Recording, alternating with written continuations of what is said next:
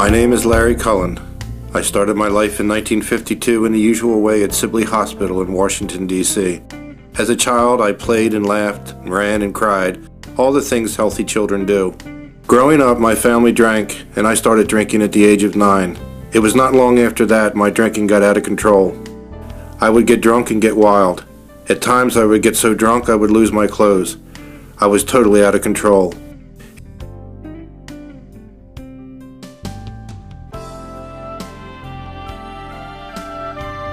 I attended Gwynn Park High School in Brandywine, Maryland. By the 9th grade, I dropped out of school. While some of my classmates made plans for college, my drinking kept me from finishing high school.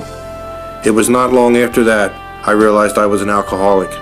By the summer of 1968, I had my first car wreck. I held and lost many jobs in the course of my life, never keeping them for very long. I worked as a blacksmith sharpening tools for a compressor company, a change cashier for slot machines, and I was a carpet layer's helper. I had no serious concerns for my obligations and I just kept on partying. I always knew one day I would have to settle down and cut back on drinking, but not now, not yet. Besides, drinking made me feel good about myself, or so I thought. During my drinking days, I had married and divorced. From my marriage, I had 2 daughters. I divorced before my accident. My first accident was with my motorcycle. Second, in my truck, which I called the Orange Flame. Third, a GTO. And the final accident at the age of 22 was in 1974. My 1964 Chevy Nova wrapped around a telephone pole in White Plains, Maryland, leaving me a quadriplegic.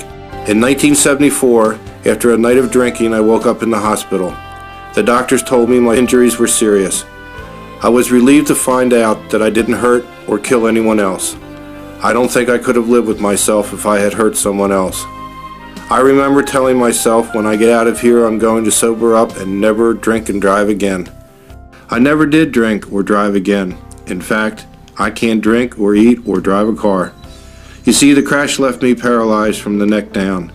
In 1974 to 76, I resided in the Rehabilitation Center in Baltimore, Maryland. From 1976 through 77, I lived with my mother. In 1977, I was admitted to the Charles County Nursing Home and lived there for 6 years. Now I live at one of Springdale's group homes. Instead of the man I hope to become, I now must rely on others to feed, bathe, and clothe me.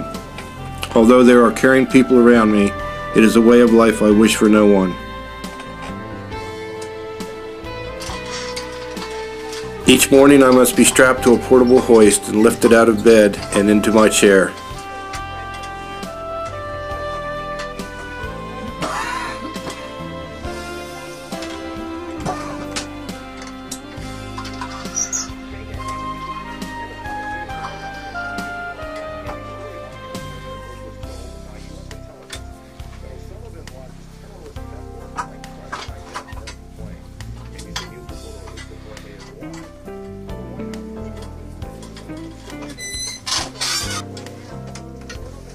I can't control my arms well enough to comb my own hair, so the staff must do that for me.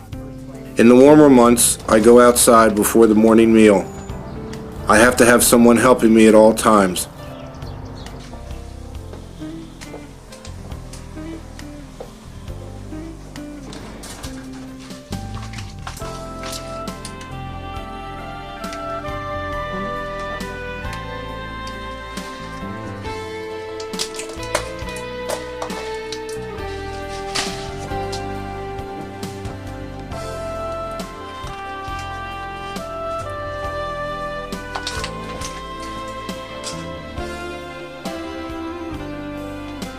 I can no longer eat solid food because I can no longer chew it.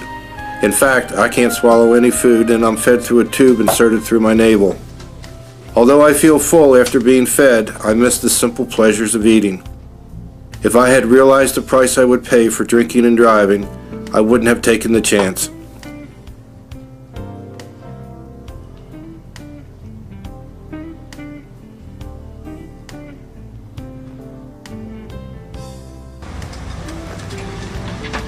Each morning the van arrives to take me to the Springdale Center.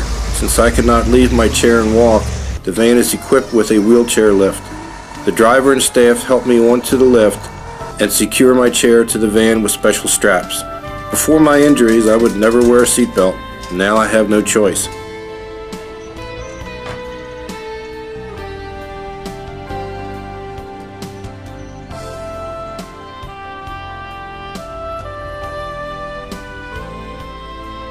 The trip is not long from my home to the center. Once at the center, the staff there and the driver unstrap the chair and lower me on the lift.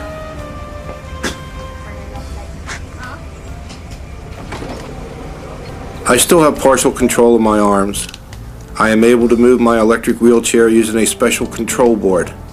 This board has arrows pointing in the direction I want to go. When I press the arrow with a pointer or pencil, the chair moves in that direction. It's hard for me to control the chair even with all this special help. It makes me sad to think of how easily I used to get around with my own two legs, and how hard it is for me now. The center has a computer lab and a number of modern computers set up around the room. At my station, I use the keyboard to type notes and messages to my family, friends, and the center staff. It's a slow process, and I must concentrate hard to hit each key, but since I can no longer speak, it's the only way to communicate. When I am not at my computer station, I have a letter board where I can point to each letter and spell out what I want to say. On certain days of the week, a physical therapist works with me on motor skills, trying to maintain what strength and flexibility I still have. I hope this look into my life and seeing me in person has given you a realistic view at what your life could be if you drink and drive. If my story today has touched one person, it's worth saying over and over and over again, please don't drink and drive.